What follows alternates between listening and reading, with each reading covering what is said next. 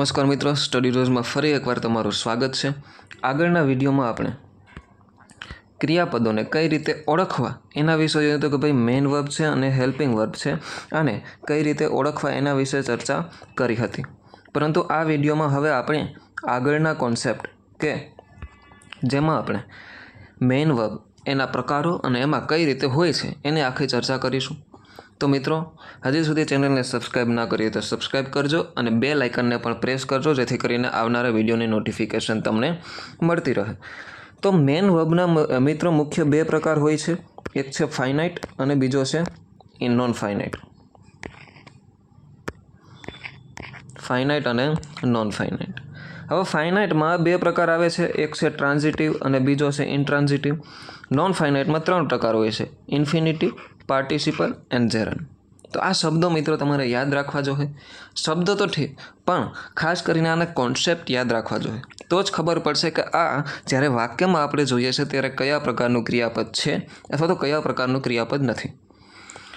તો આ finite verb એ શું હોય તો કે ફાઇનાઇટ વર્બના રૂપમાં સબ્જેક્ટ અને કાળના આધારે ફેરફાર થાય છે। મતલબ કે કાળ અને સબ્જેક્ટ બદલે તો એ પ્રમાણે ક્રિયાપદનું રૂપ પણ બદલાય। ઇન શોર્ટ તમારે આવું યાદ રાખવાનું, શું તો કે ફાઇનાઇટ વર્બ એવો વર્બ હોય છે કે જે સબ્જેક્ટ અને કાળના આધારે ફેરફાર થાય છે। મતલબ કે કાળ અને સબ્જેક્ટ બદલે તો ક્રિયાપદના રૂપમાં પણ ફેરફાર થાય છે। હવે માત્ર કાળ કે માત્ર સબ્જેક્ટ, તો કે માત્ર સબ્જેક્ટ બદલે તો પણ એમાં ફેરફાર થાય, માત્ર કાળ બદલે તો પણ એમાં ફેરફાર થાય। કઈ રીતે એ આપણે જોશું આગળ। હવે છે નોન ફાઇનાઇટ। તો નોન ફાઇનાઇટ વર્બના રૂપમાં સબ્જેક્ટ અને કાળના આધારે કોઈ પણ ફેરફાર થતો નથી। સબ્જેક્ટ કોઈ પણ આવી જાય, કાળ કોઈ પણ આવી જાય, તો પણ એના રૂપ એનું એ જ રહે છે। હવે મિત્રો, અહીંયા એક લખ્યું છે કે ભાઈ હકીકતમાં આ વર્બ હોતો નથી। હકીકતમાં આ વર્બ નથી હોતો, તો હોય શું તો કે ક્યાંક ને ક્યાંક નાઉન હોય, એડજેક્ટિવ હોય, તો આના રૂપમાં એ કામ કરતો હોય। વધારે આપણે એને ડીપમાં જોશું ત્યારે આપણે એની ચર્ચા કરીશું। તો આજે મિત્રો આપણે આ કોન્સેપ્ટમાંથી ટ્રાન્ઝિટિવ અને ઇનટ્રાન્ઝિટિવ વર્બનો અભ્યાસ કરીશું, એટલે કે ફાઇનાઇટ વર્બનો અભ્યાસ કરીશું।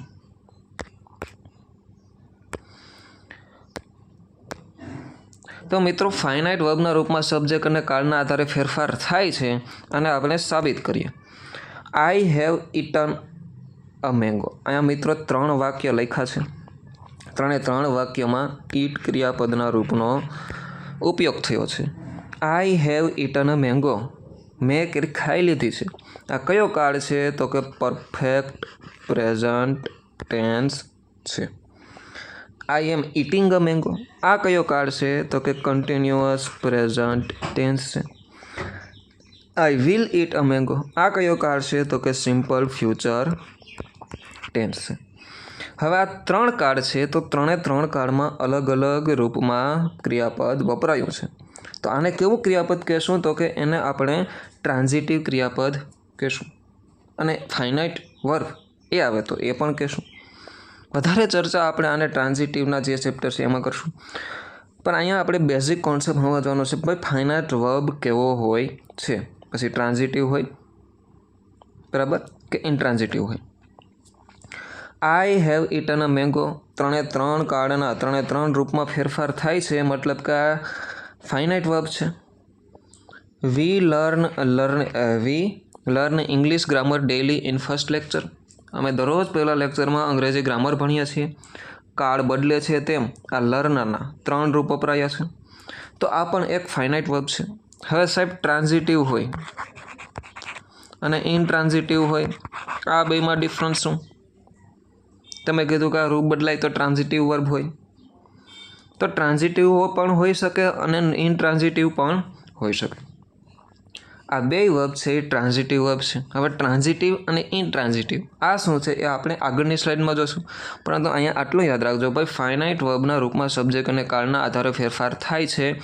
ઈટ, eaten, eating, eat, learn, learning, learn, તો આ બધા રૂપમાં ફેરફાર થાય છે। શું કામે તો કે સબ્જેક્ટ અને કાળ બદલે છે। આગળની સ્લાઇડમાં જોઈએ।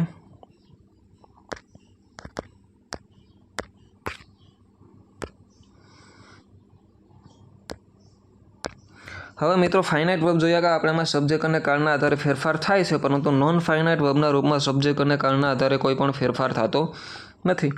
જોઈએ આપણે ચિલ્ડ્રન સો અ ફ્લાઇંગ સ્ક્વિરલ. હવે અહીંયા એક તમને ક્રિયાપદ દેખાય ભાઈ ફ્લાઇંગ, આઈએનજી વાળું રૂપ છે કોનું છે? ફ્લાયનું. Children are seeing a flying squirrel. Children so આ સાદો ભૂતકાળ છે, આ ચાલુ વર્તમાન કાળ છે અને આ સાદો ભવિષ્યકાળ છે. ત્રણે ત્રણ કાળ બદલાણા.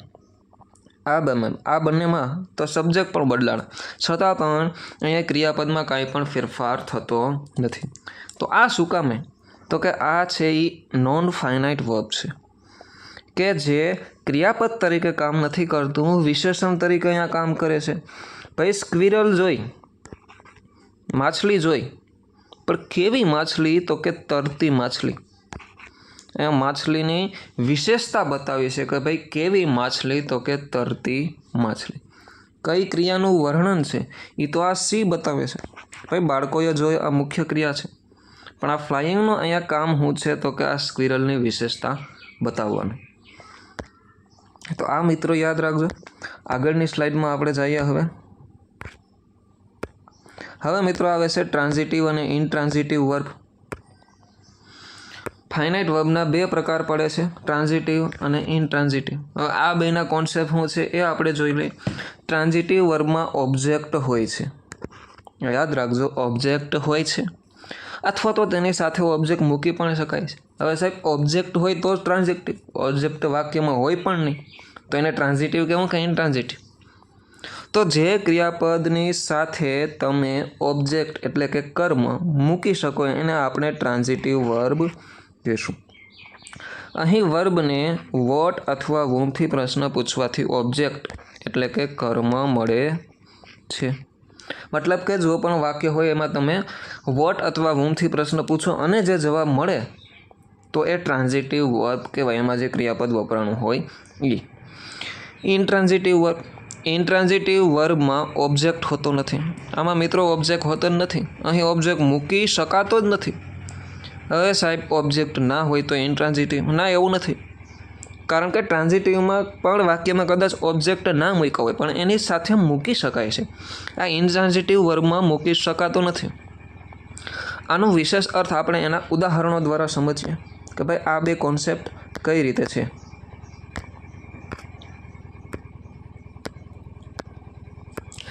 અહીંયા મિત્રો ટ્રાન્ઝિટિવ વર્બના ઉદાહરણ આપ્યા છે. ટ્રાન્ઝિટિવ વર્બમાં ઓબ્જેક્ટ હોય છે, તેની સાથે ઓબ્જેક્ટ મૂકી શકાય છે. અહીં વોટ અથવા whomથી પ્રશ્ન પૂછવાથી ઓબ્જેક્ટ મળે છે. તો આ બંને બાબતોને આપણે સાબિત કરીએ. I have eaten a mango. ક્રિયાપદ તમને પીળા કલરથી દર્શાવ્યા છે, ઇટન. હવે કર્મ શું હોય? તો કે વોટ અથવા whomથી પ્રશ્ન પૂછે, ભાઈ મેં શું ખાધું? તો કે કેરી ખાધી. શું ખાધું? કેરી. મતલબ કે વોટથી પ્રશ્ન પૂછ્યો અને અહીંયા આપણે જવાબ મળ્યો. તો આ છે એ ટ્રાન્ઝિટિવ વર્બ છે. You gave me a blue pen. Gave એટલે આ ગીવનું V2 છે. You gave me a blue pen. whomથી પ્રશ્ન પૂછવાનો અથવા તો વોટથી, બેમાંથી કોઈ પણથી પ્રશ્ન પૂછો તો કર્મ મળે. એવું નથી કે બેથી પૂછવો જ જોઈએ અને બેથી જવાબ મળવો જ જોઈએ. કોઈ પણ એકથી મળે તો પણ હાલે. તે મને બ્લુ પેન આપી. તે મને શું આપ્યું? તો અહીંથી પણ જવાબ મળે. તે મને શું આપ્યું? તો કે blue pen.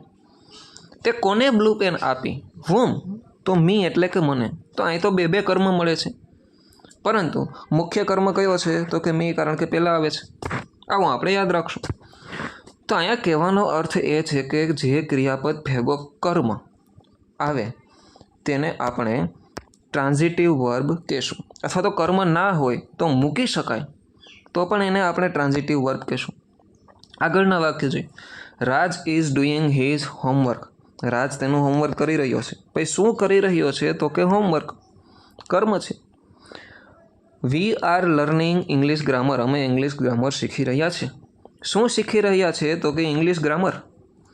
C told me the secret talk. તેણીએ મને એક સિક્રેટ વાત કીધી. તેણીએ કોને સિક્રેટ વાત કીધી? તો કે મને. અથવા તો તેણીએ મને શું કીધું? તો કે ધ સિક્રેટ ટોક. તો આ બધા વાક્યોમાં મિત્રો આપણે કર્મ મળે છે. કાં તો વોટથી પ્રશ્ન પૂછીએ અને કાં તો whomથી પૂછીએ. કર્મ મળે જ છે અને બધા સાથે કર્મ છે. હવે સાહેબ અહીંયા એવું હોય કે ભાઈ આઈ એમ ઈટિંગ, માત્ર આવું વાક્ય હોય તો શું કરવું? હું ખાઈ રહ્યો છું. તો તમે અહીંયા વિચારો કે મિત્રો અહીંયા આપણે કર્મ મૂકી શકીએ કે નહીં. ઈટિંગ તો આમાં શુંથી પ્રશ્ન પૂછે છે? ભાઈ હું શું ખાઈ રહ્યો છું? તો કંઈ પણ હોઈ શકે ને, આગળ ડિસ્ક્રિપ્શન આપ્યું હોય તો કે ભાઈ હું દહીં ખાઈ રહ્યો છું, રોટલો ખાઈ રહ્યો છું, શાક ખાઈ રહ્યો છું, કે ભાઈ પાણીપુરી ખાઈ રહ્યો છું. કંઈક તો આગળ હોય કર્મથી, મતલબ કે આના ભેગું કર્મ મૂકી શકાય છે, ઓબ્જેક્ટ મૂકી શકાય છે. તેથી આ ટ્રાન્ઝિટિવ વર્બ કહેવાશે. તો હોપફુલી મિત્રો તમને ટ્રાન્ઝિટિવ વર્બનો જે કોન્સેપ્ટ છે એ મગજમાં આવ્યો હશે, બેસ્યો હશે. ના બેઠો હોય તો વિડીયોને ફરી એકવાર જુઓ અને રિવિઝન કરો. આગળની સ્લાઇડમાં હવે આપણે ઇન્ટ્રાન્ઝિટિવ વર્બ વિશે ચર્ચા કરીએ.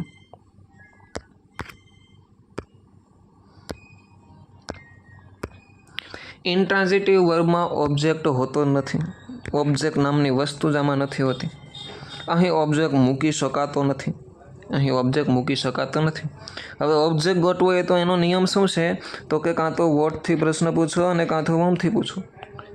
તો અહીંયા વોટ અથવા વોમથી પ્રશ્ન પૂછતા કંઈ જ જવાબ નથી મળતો. હવે ઓબ્જેક્ટ જ નથી તો વોટથી કે વોમથી ગમે એનાથી પ્રશ્ન પૂછી લ્યો, ઓબ્જેક્ટ હશે તો જવાબ મળશે, ના હોય તો જવાબ મળતો જ નથી. હવે સાહેબ આગળ તમે વાક્ય જોયું કે આઈ એમ ઈટિંગ, હું ખાઈ રહ્યો છું. આમાં પણ ઓબ્જેક્ટ નથી. તો આ શું ઇન્ટ્રાન્ઝિટિવ વર્બ છે? તો કે ના, આ ઇન્ટ્રાન્ઝિટિવ વર્બ નથી. શું કામ? તો કે આની સાથે ઓબ્જેક્ટ મૂકી શકાય છે. અહીંયા કદાચ તમે એમ કહી શકો આઈ એમ ઈટિંગ અ બનાના, ભાઈ હું કેળું ખાઈ રહ્યો છું. તો અહીંયા ઓબ્જેક્ટ આવી ગયો ને, ભાઈ હું શું ખાઈ રહ્યો છું? તો કે બનાના. તો મતલબ કે આ ઈટિંગ છે એ ટ્રાન્ઝિટિવ વર્બ છે, ઇન્ટ્રાન્ઝિટિવ વર્બ નથી.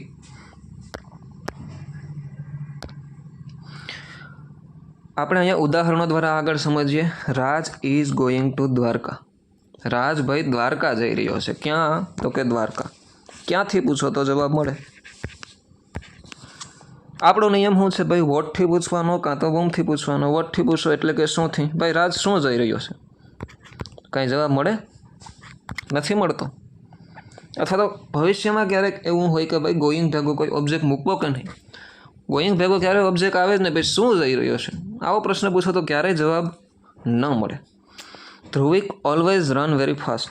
ભાઈ ધ્રુવિકભાઈ છે એ હંમેશા ઝડપથી દોડે છે. તો શું દોડે છે? આનાથી પ્રશ્ન પૂછો, જવાબ મળે તો કે નહીં. અને ભવિષ્યમાં ક્યારેય પણ મળશે નહીં. આ રન છે, ગો છે, તો એનાથી ક્યારેય પણ શુંથી પ્રશ્ન પૂછવાથી જવાબ નહીં મળે. તો સાહેબ વાહે હોય તું વૂમ, એનાથી પ્રશ્ન પૂછવો હોય તો મળે કે ના મળે? તો પૂછી લ્યો. ભાઈ રાજ ગોઈંગ એટલે કે જઈ રહ્યો છે. કોને? રાજ કોને જઈ રહ્યો છે? એવું કહેશો દ્વારકા જઈ રહ્યો છે, દ્વારકાને જઈ રહ્યો છે? નહીં, રાજ દ્વારકા જઈ રહ્યો છે. આ સ્થળ છે. તો વૂમથી પ્રશ્ન પૂછવાથી પણ આપણે જવાબ મળતો નથી. એવી જ રીતે રનમાં છે, વૂમથી પ્રશ્ન પૂછો તો જવાબ મળતો નથી. Bhuro jumped in the water, in the river. આ ભૂરોભાઈ છે એણે નદીમાં કૂદકો માર્યો. હવે ભૂરાભાઈએ શું કૂદકો માર્યો? આવો પ્રશ્ન પૂછો વોટથી, જવાબ મળે તો કે નહીં. વૂમથી પ્રશ્ન, ભૂરાભાઈએ કોને કૂદકો માર્યો? હા, કોકને કૂદકો માર્યો હોય, બરાબર, કોકને ધક્કો માર્યો હોય તો કહી શકે કે ભાઈ સામેની વ્યક્તિ છે, પણ એ આ ક્રિયાપદ નથી. Bhuro jumped in the water, ભૂરોએ કોને કૂદકો માર્યો? તો કાંઈ જવાબ મળતો નથી. મતલબ કે આ ત્રણ વર્બ છે ઇન્ટ્રાન્ઝિટિવ વર્બ છે. ઇન્ટ્રાન્ઝિટિવ વર્બનું શું હોય મિત્રો? તો કે એની સાથે ઓબ્જેક્ટ હોતો નથી અને ક્યારેય મૂકી શકાતો પણ નથી. આ બાબત એક યાદ રાખવાની. આ ગો છે તો ગો ઉપરથી ક્યારેય નહીં આવે કે ભાઈ હું આ જાઉં છું કે ઓલું જાઉં છું. સ્થળ જ આવશે કે ભાઈ હું સ્કૂલે જાઉં છું, દ્વારકા જાઉં છું, અમદાવાદ જાઉં છું, લંડન જાઉં છું, કે ક્યાંય પણ જાઉં છું. રન તો ક્યાં દોડે છે અથવા તો શા માટે દોડે છે એનું કંઈક ને કંઈક અહીંયા અર્થ નીકળતો હશે, પરંતુ શું દોડે છે અને કોને દોડે છે આવો ક્યાંય અહીં અર્થ નીકળશે નહીં. મતલબ કે આ ઇન્ટ્રાન્ઝિટિવ વર્બ છે, આ પણ ઇન્ટ્રાન્ઝિટિવ વર્બ છે અને આ પણ ઇન્ટ્રાન્ઝિટિવ વર્બ છે. તો હોપફુલી મિત્રો તમને આ કોન્સેપ્ટ છે મેઇન વર્બમાં ફાઇનાઇટ વર્બ છે એમાં ટ્રાન્ઝિટિવ અને ઇનટ્રાન્ઝિટિવ વર્બ છે એ સમજમાં આવ્યો હશે.